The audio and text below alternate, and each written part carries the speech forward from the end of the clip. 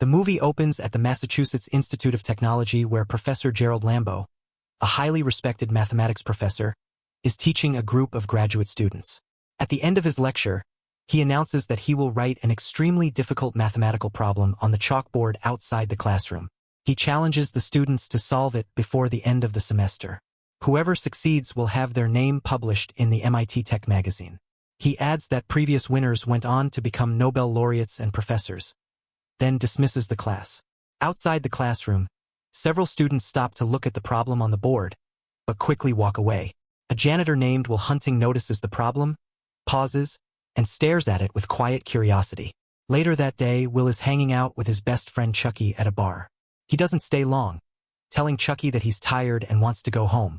However, once he gets home, Will begins working on Professor Lambeau's math problem, scribbling calculations on his bathroom mirror before eventually wiping them off. The next day, while the university hallway is empty, Will stops his cleaning, walks up to the chalkboard, and calmly solves the problem. Later on, Will and Chucky are playing baseball when Chucky mentions that a friend has invited them to a bar near Harvard and asks if Will wants to come along. Will asks what they're supposed to do there, but Chucky says it will be fun since they can mess with the smart kids. Will agrees, and the two of them start playfully arguing over how hard Will is throwing the baseball. Back at MIT, Professor Lambeau is attending a casual reunion with fellow members of his 1972 graduating class when a few students approach him. He tries to brush them off. It's Saturday. Unless you want to have a drink with me tonight. Maybe. We just couldn't wait until Monday to find out. Find out what? Who proved the theorem? Surprised, Lambeau follows them to the hallway, examines the solution, and confirms that it's correct. He asks if many of the students solved it, but they all admit they didn't. Elsewhere, Will is hanging out with Chucky and their two other friends, Billy and Morgan, watching a kids' baseball game. While they're there, Chucky spots a girl he likes, but she's with another guy. He asks if anyone knows him, and Will explains that the man's name is Carmine and that he bullied Will back in kindergarten. They ignore the couple and Will suggests they go get something to eat. After getting food and heading home, Chucky starts teasing Morgan by refusing to give him his sandwich, insisting that he paid for it. As Morgan argues back, they suddenly notice Carmine and his friends harassing a girl nearby. Without hesitation, Chucky and Will decide to start a fight. Morgan doesn't want to get involved. Let me tell you something. If you're not out there in 2 seconds, when I'm done with them, you're next. Come on, it's me, Will. Remember we went to kindergarten together. Will punches him, sparking a full-blown brawl between the two groups. As the fight escalates, police officers arrive. Will continues attacking Carmine until his friends pull him away. When the officers try to arrest him, Will strikes one of them, leading to him being handcuffed and taken away. At MIT, Professor Lambeau holds another lecture and announces that the student who solved the original math problem should come forward to receive the reward. The classroom falls silent as no one steps up. When it becomes clear that no one will claim it, Lambeau reveals that he has posted a second problem on the board, one so complex that it took him and his colleagues 2 years to solve. Meanwhile, Will is released from jail and picked up by Chucky. He tells Chucky that his arraignment is scheduled for the following week. Later, Will returns to MIT and begins working on the new problem. Professor Lambeau and his assistant Tom walk into the hallway. They mistake Will for someone vandalizing the chalkboard. Will immediately panics and runs off. Sorry. While Lambeau angrily scolds him. That's people's work. You can't graffiti here. Don't you walk away from me. Will tells him in the most polite and gentle way to leave him alone. Hey, you. When Lambeau turns back to the board and reviews what was written, he is stunned to realize that the solution is completely correct. Looks right. Later, Will and his friends head to the Harvard bar Chucky mentioned earlier. Before they go inside, Morgan jokes about Will losing his janitor job at MIT. Why did you get fired, Will? Come on. Management was restructuring. My uncle could probably get you on a demo tape. Can you do that? You kidding me? I asked you yesterday if I could get a job. And I told you no yesterday. Inside the bar, Chucky goes to get drinks, then notices a group of Harvard girls and decides to approach them. He introduces himself and lies about being a Harvard student, even claiming he once took a history class with one of the girls, Skylar. While Chucky is talking, another student named Clark overhears the conversation and interrupts. Knowing Chucky is lying, Clark says he actually took the class Chucky mentioned. He begins questioning Chucky about the course and launches into a long, arrogant discussion about history, clearly trying to embarrass him. Will watches from nearby and steps in when he sees his friend struggling. He calmly dismantles Clark's arguments, pointing out that Clark is simply repeating ideas from a well-known history book.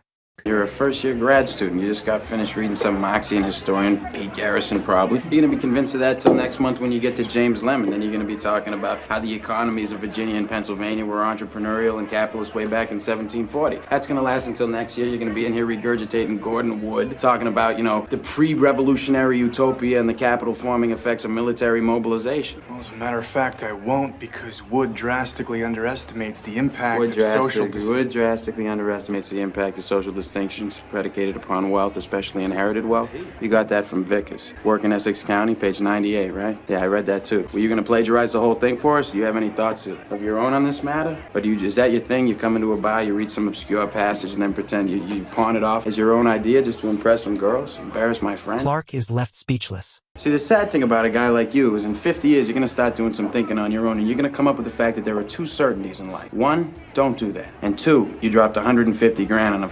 education you could have got for $1.50 in late charges at the public library. Yeah, but I will have a degree, and you'll be serving my kids fries at a drive-thru on our way to a skiing trip. Yeah, maybe. Yeah, but at least I won't be unoriginal. Will then asks if Clark wants to take the argument outside and settle it like men, but Clark backs down and walks away.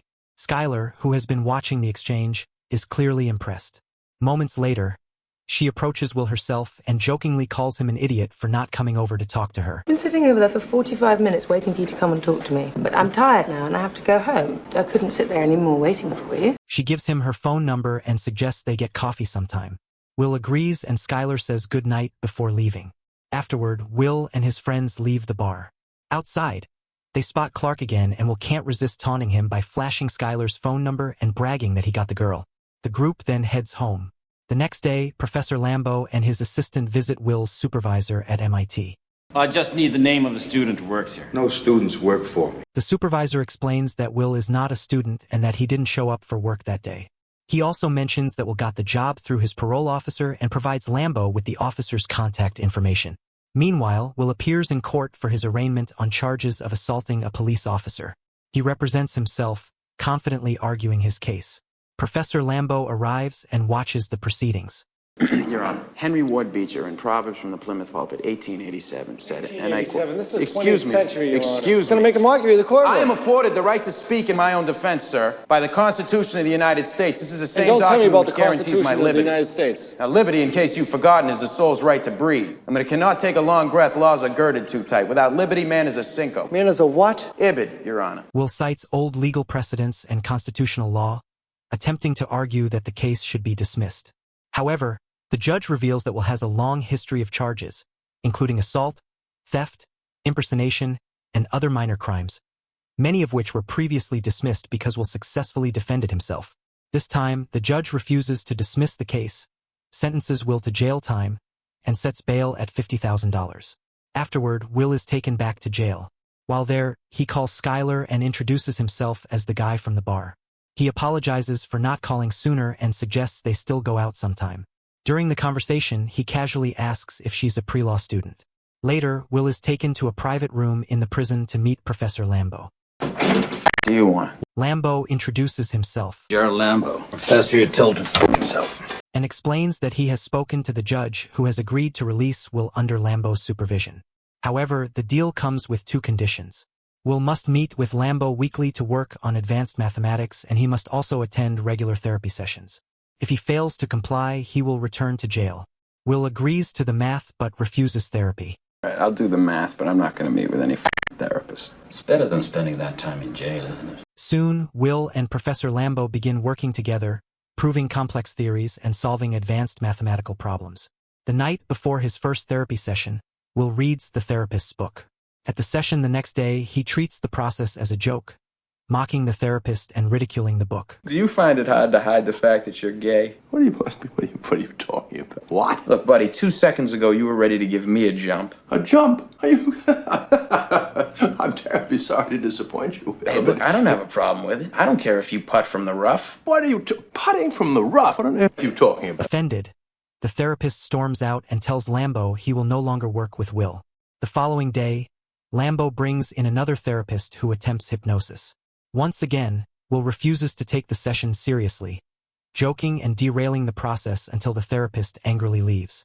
What? Oh, come on. He left. You can't pin that on me. I told you to cooperate with these people. Look into my eye. Get out, Will. After Will leaves, Lambo's assistant, Tom, asks what he plans to do next. Lambo reveals that there is one more therapist he believes can handle Will, a former college roommate.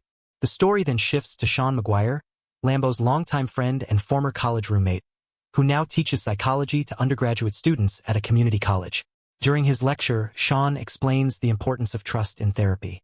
When Lambo suddenly enters the classroom, Sean pauses his lesson and introduces Lambo to the students. Ladies and gentlemen, we are in the presence of greatness. Professor Gerald Lambeau, Fields Medal winner for combinatorial mathematics. Hello. Anyone know what the Fields Medal is? It's a really big deal. It's like the Nobel Prize for math. After dismissing the class, the two men head to a restaurant to talk. Lambo asks Sean why he didn't attend their reunion, and Sean casually replies that he was busy. Lambo then explains that he needs Sean's help with Will, insisting that Sean is the only person who can get through to him. Sean is skeptical and asks what makes Will so special. Lambo compares Will to Srimivasa Ramanujan, a self-taught mathematical genius from India who lived over a century ago. Despite having no formal training, Ramanujan developed groundbreaking theories that stunned professional mathematicians. After sending his work to a professor at Cambridge, he went on to collaborate on some of the most important mathematical discoveries of his time. Lambo says Will has that same rare brilliance, but his defensiveness is holding him back, and he needs someone who can break through to him. When Sean questions why Lambo thinks he's the right person for the job, Lambo explains that they share similar backgrounds. Both grew up in South Boston. How many shrinks you go to before me? And 5 therapists have already failed to connect with Will. 5. Reluctantly, Sean agrees to help, and a therapy session is arranged. Will arrives at Sean's office and compliments the room. Sean asks Lambo and his assistant to leave them alone. Once they're gone, Will notices the large number of books lining the shelves and asks how Sean managed to collect them. Sean asks whether Will has read any of them and what he thinks. Will dismisses the question, lights a cigarette, and says he's not there to review books. Fancy books, you surround yourselves with them. They're the wrong books. What are the right books, Will? Hey, whatever blows your hair back. Haven't got much hair left. You know you'd be better off shoving that cigarette up your ass. It'd probably be healthier for you. Yeah, I know. It really gets in the way of my yoga. He mocks Sean's taste in history, suggests different titles, and criticizes the collection. When Sean tries to make casual conversation, Will steers the discussion elsewhere. Will then notices a painting and asks about it. Sean reveals that he painted it himself and asks for Will's opinion. Will analyzes the artwork and coldly suggests that it reflects emotional pain caused by marrying the wrong woman. Maybe you married the wrong woman. Maybe you should watch your mouth. Will continues claiming Sean's wife probably left him for another man. What happened? Why'd she leave you? Was she, banging some other guy? Sean grabs Will by the throat and warns him never to insult his wife again. Will calmly reminds Sean that their session time is up. Time's up. Yeah. Sean lets him go and Will walks out. Lambo enters the office. Seeing Sean's shaken state, he apologizes and says he understands if Sean no longer wants to take the case. To Lambo's surprise, Sean insists that Will return for the next session. Thursday, 4 o'clock. Make sure the kid's here. That night, Sean sits alone, drinking, and reflecting on everything Will said. Meanwhile, Will finally goes on a proper date with Skylar. At a costume shop, they try on silly props and joke around. While Skylar talks about her background, she explains that she attended a prestigious school in England, is now studying at Harvard, and plans to attend medical school at Stanford after graduating. She mentions how much money has gone into her education. My brain's gonna be worth $250,000. Will brushes it off, saying it doesn't matter if her parents aren't complaining. But Skylar reveals that she paid for it herself using inheritance money. Later, they go out to eat. While they're talking, Will hints that he's hoping for a goodnight kiss. Skylar suggests they just get it over with and the two share a kiss. A few days later, Will returns for another session with Sean. Instead of staying in the office, Sean takes him to a quiet park. Sean tells Will that he spent most of the night thinking about what Will said about the painting. He explains that Will doesn't actually understand what he was talking about because he's still just a kid. Sean tells him that intelligence alone doesn't equal life experience. I ask you about war, you probably throw Shakespeare at me, right? Once more into the breach, dear friends. But you've never been near one. You've never held your best friend's head in your lap and watch him gasp his last breath looking to you for help. So if I asked you about art, you'd probably give me the skinny on every art book ever written. Michelangelo, you know a lot about him. Life's work, political aspirations, him and the Pope, sexual orientation, the whole works, right? I bet you can't tell me what it smells like in the Sistine Chapel. You've never actually stood there and looked up at that beautiful ceiling. If I ask you about women, you probably give me a syllabus of your personal favorites. You may have even been laid a few times, but you can't tell me what it feels like to wake up next to a woman and feel truly happy. I ask you about love, probably quote me a sonnet, but you've never looked at a woman and been totally vulnerable. Known someone that could level you with her eyes. Feeling like God put an angel on earth just for you, who could rescue you from the depths of hell, and you wouldn't know what it's like to be her angel. To have that love for her, be there forever, through anything. Through cancer, and you would know about sleeping sitting up in a hospital room for 2 months holding her hand because the doctors could see in your eyes that the terms visiting hours don't apply to you. You don't know about real loss because that only occurs when you love something more than you love yourself. You're a tough kid. I look at you, I see a cocky, scared, shitless kid. But you're a genius, Will. No one denies that. No one could possibly understand the depths of you. You're an orphan, right? Do you think I'd know the first thing about how hard your life has been? How you feel? Who you are? Because I read Oliver Twist. Does that encapsulate you? I can't learn anything from you. I can't read in some f***ing book. Unless you want to talk about you. Who you are. Then I'm fascinated. I'm in. But you don't want to do that, do you, sport? You're terrified of what you might say. Your move, Chief. With that, Sean walks away, leaving Will alone with his thoughts. The next day, Chucky picks Will up from home, hands him a cup of coffee, and drives him to the construction site where they work. That night, Will calls Skylar from a phone booth while his friends wait in the car. When she answers, Will freezes and doesn't say a word before hanging up. When he gets back into the car, he lies and says he forgot the number. A few days later, Will returns to Sean for another therapy session. This time, neither of them speaks. Will attempts to light a cigarette, but Sean tells him, No smoking. The two sit in silence until the session ends. Afterward, Sean tells Professor Lambo that Will refuse to talk, but he explains that his approach doesn't allow him to break the silence first. What is this, some kind of staring contest between two kids from the old neighborhood? Yeah, it is. Despite this, Sean suggests that the silence itself is a sign of progress. Later, Professor Lambo meets with another mathematics professor to review a theory he has been developing. With Will present, the professor insists the theory can't be solved, but Will calmly submits his solution. When the solution is projected for everyone to see, the professor is left speechless and quietly walks away. Lambo watches with a satisfied smile. Will returns for another session with Sean. At first, he stays quiet, but then he suddenly opens up, starting with a joke about airplanes. You know, I was on this plane once, and I'm sitting there, and captain gets on, he does this whole, we'll be cruising at 35,000 feet, but then he puts the mic down, he forgets to turn it off. And so he turns to the co-pilot, and he's like, all I could use right now is a fucking blowjob and a cup of coffee. So the stewardess fucking bombing up from the back of the plane to tell him that the microphone's still on. This guy in the back of the plane's like, hey, hon, don't forget the coffee. You ever been on a plane? No, but it's a fucking joke. It works better if I tell it in the first person. Yeah, it does. I have been laid, Really? He admits that he went on a date with Skylar, but has avoided contacting her since then. Will explains that Skylar feels perfect to him, and unlike anyone he has dated before. He fears that if he gets too close, he'll eventually notice her flaws, stop liking her, and ruin everything. This girl's like fucking perfect right now. I don't want to ruin that. Maybe you're perfect right now. Maybe you don't want to ruin that. Sean tells him that no one is perfect. Everyone has flaws, and what truly matters is whether someone is right for you. To make his point, Sean talks about his late wife, saying she was the most beautiful woman he had ever known. But she used to fart in her sleep. One night it was so loud it woke the dog up. She woke up and got like, oh, was that you? See, I didn't have the heart to tell. Oh, God. She woke herself up. Oh, Christ. Sean then quietly adds that even though she's been gone for 2 years, that's still one of the things he remembers most. This moment helps Will relax, and he finally begins to take therapy seriously. Sean reminds him that the real question isn't perfection, but whether he and Skylar are right for each other. Will asks if Sean would ever consider remarrying, but Sean says his wife was the only one for him. Their session ends. Time's up. And Will leaves, visibly affected by the conversation. The next day, Will visits Skylar at her dorm and apologizes for not calling after their date, explaining that he's been busy. He asks if they can spend time together again. Oh, I can't. All right. Oh, no, I didn't mean I can't, ever. Just can't right now. Because she's struggling with an advanced organic chemistry problem, Will suggests meeting the next day, and she agrees. Unable to wait, Will goes somewhere quiet and writes out the solution on a napkin. With his speed reading abilities, he memorized it just by glancing at her worksheet for a second. And yeah, I forgot to mention that Will Hunting uses speed reading techniques. That's how he reads books.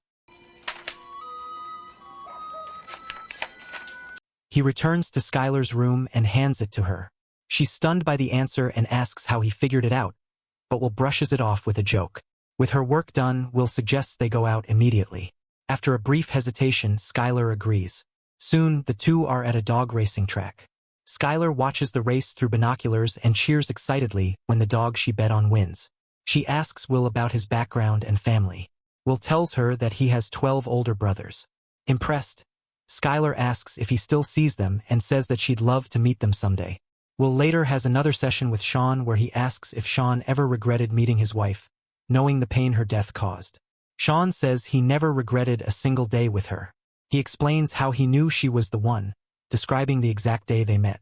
It was during Game 6 of the World Series, one of the most important games in Red Sox history. Sean recalls how he and his friends had slept on the sidewalk all night to get tickets. You got tickets? They were at a bar waiting for the game to start when his future wife walked in. Sean describes how the game unfolded, staying tied until Carlton Fisk hit the legendary home run that sent thousands of fans into a frenzy. Will excitedly asks if Sean rushed the field. And 35,000 fans charge the field. Yeah, and he's fucking blowing He's like, get on the... Get away! I can't fucking believe you had tickets in that fucking game! Yeah. Did you rush the field? No, I didn't rush the field. I wasn't there. What? No, I was in a bar having a drink with my future wife. Will is stunned that he would miss such a historic moment for someone he barely knew. You missed Pudge Fist's home run? Oh, yeah. To have a drink with some lady you never met? And who are these friends of yours? They let you get away with that? They had to. What did you say to them? Just slid my ticket across the table and I said, sorry, guys, I gotta see about a girl. I gotta go see about a girl? Yeah. That's what you said? I had. And they let you get away with that? Sean says he never regretted missing the game, the 18 years they spent married, or the time he gave up counseling while caring for her during her illness. Later, Will and Skylar share a romantic moment when she again asks when she'll meet his brothers and friends. Will reassures her that it will happen soon, and the two continue enjoying each other's company.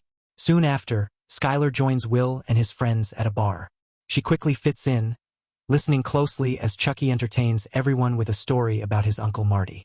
Skylar even tells a joke of her own that makes everyone laugh, and it's clear that Will's friends like her. When it's time to leave, Chucky hands Will his car keys so he can drive Skylar home. Before driving off, Skylar asks again about meeting Will's brothers, but Will deflects and says another time. Elsewhere, Professor Lambeau meets Sean at a bar to ask about Will's progress. He asks whether Sean has started talking to Will about his future, but Sean explains they're still dealing with Will's past. Lambeau insists it's time to move forward because he has already started receiving job offers for Will.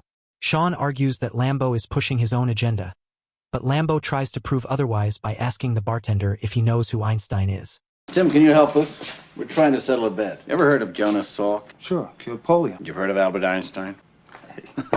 How about Gerald Lambeau? Ever heard of him? No. Thank you, Tim.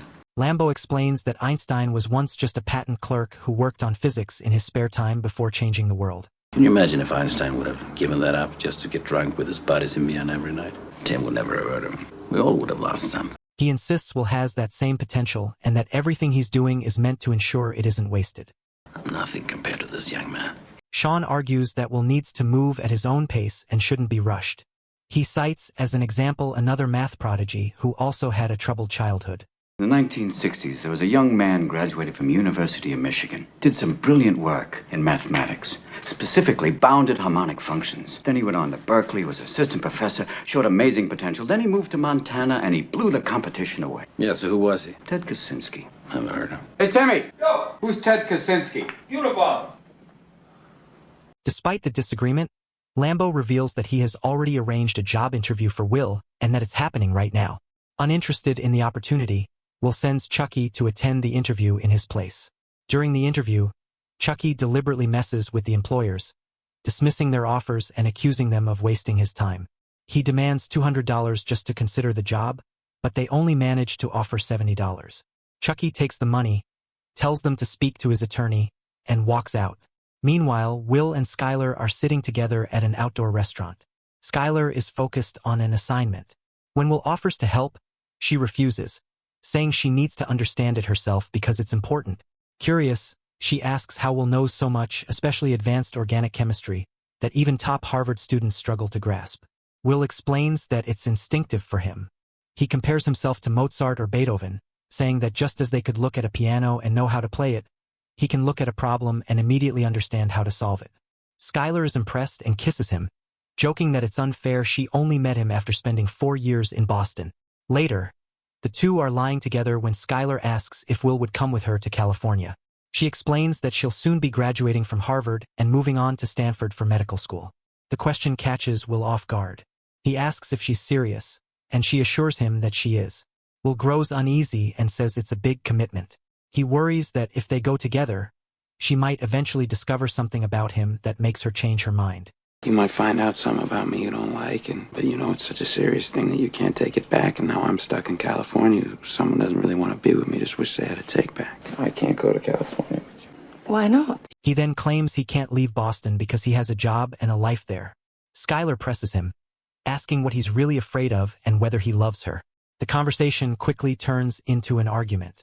Will lashes out, accusing Skylar of being a rich kid who will eventually marry someone wealthy and is only dating him for the experience. I mean, you just want to have your little fling with, like, the guy from the other side of town. Then you're going to go off to Stanford. You're going to marry some rich prick who your parents will approve of and just sit around with the other trust fund babies and talk about how you went slumming too once. What is your obsession with this money? Skylar denies it and fires back. My father died when I was 13 and I inherited this money. You don't think every day I wake up and I wish that I could give it back? That I would give it back in a second, if it meant I could have one more day with him. But I can't. Pointing out that Will hasn't been honest with her, including lying about having 12 brothers. As Will tries to leave, Skylar stops him. No, you're not going. You're not leaving. What do you want to know? What? That I don't have 12 brothers? Yeah. That I'm a orphan? No, you don't want to hear that. I didn't know no, that. You don't want to hear that. You don't want to hear that I got it. cigarettes put out of me when I was a little kid. I didn't know That this isn't surgery, that the motherfucker stabbed me. He says Skylar isn't prepared to hear those things. Skylar breaks down in tears, telling him she just wants to be there for him and asking again if he loves her. I just want to be with you because I love you. Don't bullshit me. Don't you bullshit me. I love you. I want to hear you say that you don't love me. Because if you say that, then I won't call you. And I won't be in your life. I don't love you. The next day, Will meets with Professor Lambo. Lambo begins reviewing a mathematical theory Will has just completed and raises a question about it. But Will cuts him off, insisting that it's correct. But did you think of the possibility? That's right. Let's take it home with you. Acting distant and irritated, Will tries to leave. Lambo stops him and asks about the job interview he arranged. Will casually says he skipped it because he had a date with Skylar and sent Chucky instead. Lambo becomes frustrated, explaining that Will's behavior reflects poorly on him. Will angrily demands that Lambo stop arranging interviews on his behalf. Maybe I don't want to spend the rest of my life sitting around explaining shit to people. When Lambo asks for some appreciation, Will snaps. He grabs the papers containing the mathematical theory and explodes. Do you know how easy this is for me? Do you have any idea how easy this is? This is a joke. And I'm sorry you can't do this. I really am, because I wouldn't have to sit here and watch you fumble around and it up. In a moment of rage, he sets the papers on fire. Lambo rushes to put out the flames, but much of the work is already destroyed. Yeah, you're right, Will. I can't do this proof. But you can, and when it comes to that, it's just a handful of people in the world who can tell the difference between you and me.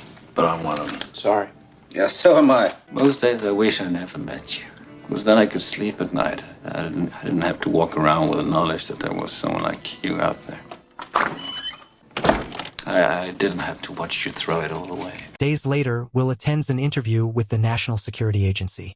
The interviewer explains the scope of the work and boasts that the agency is even larger than the CIA. He asks Will why he wouldn't want to work there.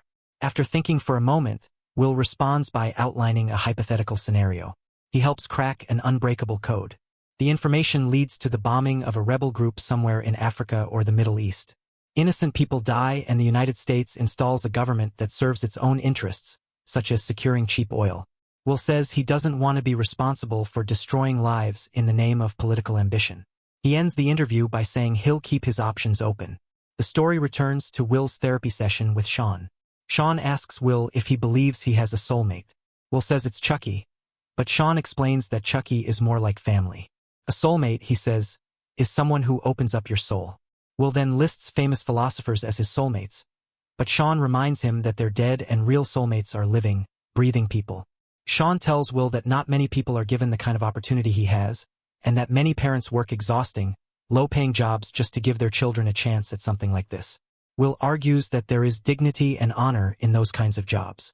Sean counters by pointing out that Will didn't become a janitor at a prestigious university out of honor. He did it while secretly solving problems no one else could. Sean presses him, asking what he truly wants to do with his life. Will sarcastically replies that he wants to be a shepherd. Realizing Will is mocking him and refusing to be honest, Sean asks him to leave. No, time's not up yet. Confused and frustrated, Will snaps back, accusing Sean of giving up on life after losing his wife and settling for less. Sean calmly asks Will again what he wants to do. When Will can't answer, Sean tells him to leave and Will walks out.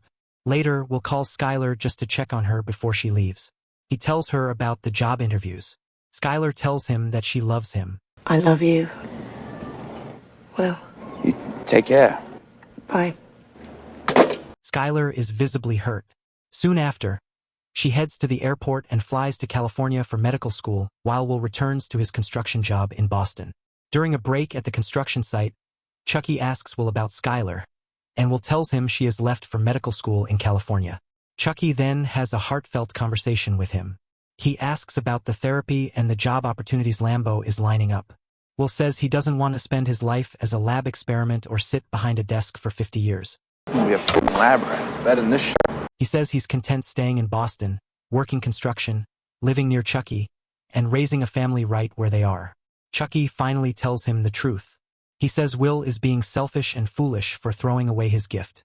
He tells him that 20 years from now, it would break his heart to still see Will doing the same job. 20 years, if you're still living here and you're still working construction, I'll fucking kill you. Knowing what he was capable of becoming, Chucky explains that Will is sitting on a winning lottery ticket and anyone else in their neighborhood would do anything to have what he has. Because I'd do fucking anything to have what you got. He admits that every time he comes to pick Will up, he hopes that one day Will won't be there.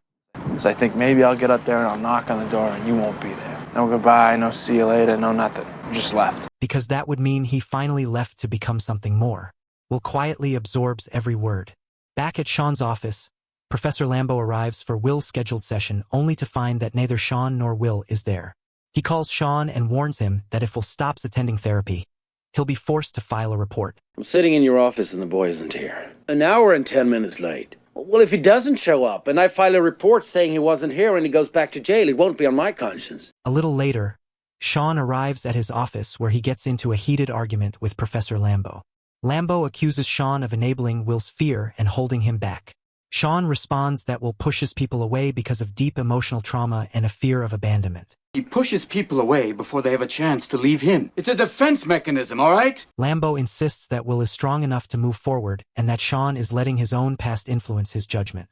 Don't you do that. Don't infect him with the idea that it's okay to quit, that it's okay to be a failure, because it's not okay, Sean. And if you're angry at me for being successful, for being what you could have been, Sean. I'm not angry at you, Jeff. Oh, yes, you're angry at me, Sean. You resent me, but I'm not going to apologize for any success I've had. Unbeknownst to them, Will arrives and overhears the argument. You're angry at me for doing what you could have done, but ask yourself, Sean, if you want Will to feel that way, if you want him to feel like a failure. Oh, you arrogant shit.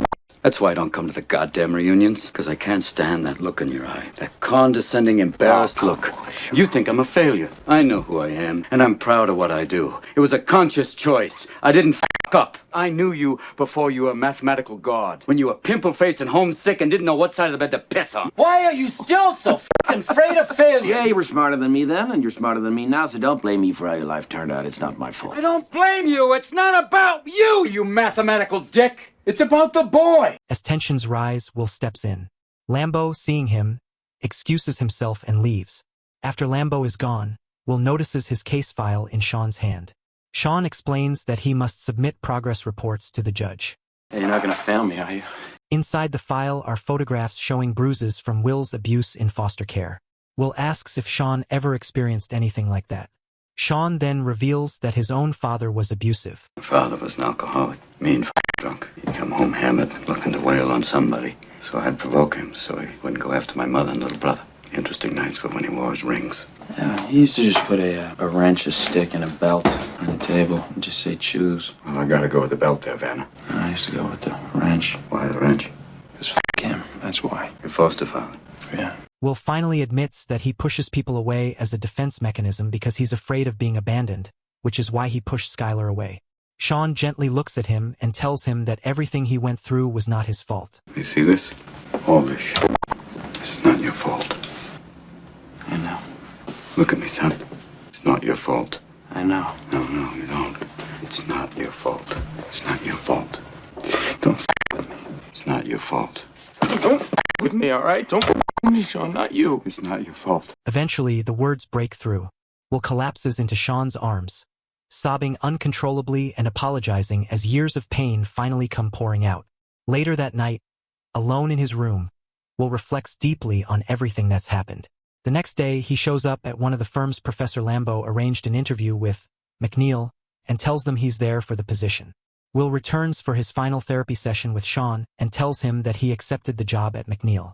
Sean asks if that's truly what he wants, then congratulates him, though he looks disappointed that Will has chosen the life Professor Lambeau wants for him, not his own path.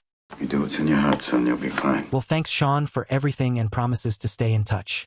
And the two share a final hug as Sean wishes him luck on his journey. Good luck, son. Afterward, Will meets his friends at a bar where they surprise him with a birthday celebration. Outside, they reveal a car they built themselves as a gift. Me and Bill scraped together the parts, and Morgan was out panhandling for change every day. I had the rotor to do all the body work. Chucky explains that it will help Will get to work without needing rides. Will is overwhelmed with gratitude and thanks them sincerely. Later, Professor Lambeau visits Sean to apologize for their fallout. He notices Sean packing up his office and asks about it. Sean explains that he's taking time off to travel to clear his head. The two men leave together for a drink. Will writes a letter and drives to Sean's house, quietly dropping it into the mailbox before driving away. Upstairs, Sean finishes packing and notices Will leaving. He goes downstairs and retrieves the letter.